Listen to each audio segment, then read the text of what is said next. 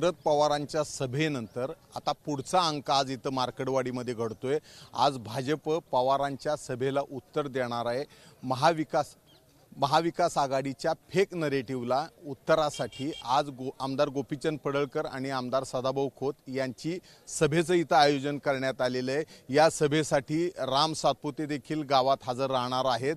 या राम सातपुतेंना या निवडणुकीत जी जादा मतं पडली त्याच्याच विरोधामध्ये जे शरद पवार गटाचे निवडून आलेले आमदार उत्तम जानकर आहेत त्यांनी त्यांच्या गटाने याला आक्षेप घेतला होता आणि ईव्हीएमच्या ऐवजी बॅलेटवर मतदान करा ही त्यांची मागणी होती आणि त्या फेक नरेटिव्हला उत्तर अशा रीतीचं स्लोगन घेऊन आज भाजपने इथं सभेला उत्तर देण्यासाठी दुसरी सभा आयोजित केलेली आहे। आपण जर बघितलं तर या छोट्याशा गावात एका बाजूला शरद पवारांचे बॅनर आहेत, दुसऱ्या बाजूला गोपीचंद पडळकर असतील, सदाभाऊ खोत असतील यांचे बॅनर आहेत। एका बाजूला ह्या भाजप नेत्यांचे बॅनर असताना आजच काँग्रेसचे प्रदेशाध्यक्ष नानाभाऊ पटोले सुद्धा इथे येणार आहेत, त्यांचेही बॅनर गावात लागलेले आहेत। त्यामुळे आज भाजप समर्थक आणि महाविकास आघाडी समर्थक हे दोन्ही आमनेसामने इथं दिसणार आहेत आणि यामुळेच इथला कायदा व सुव्यवस्थेची परिस्थिती सुद्धा बिघडू शकणार आहे।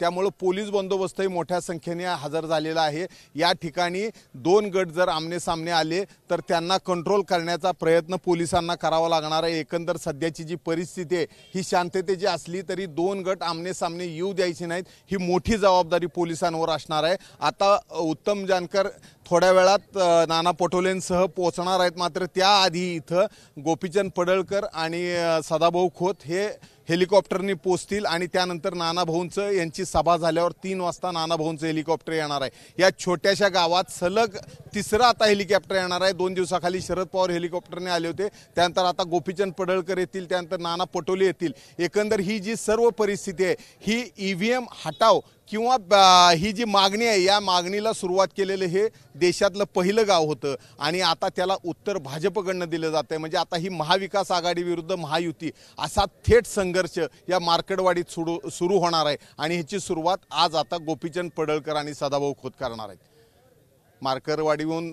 कॅमेरामन आयुब कागदीसह सुनील दिवाण, एबीपी माझा।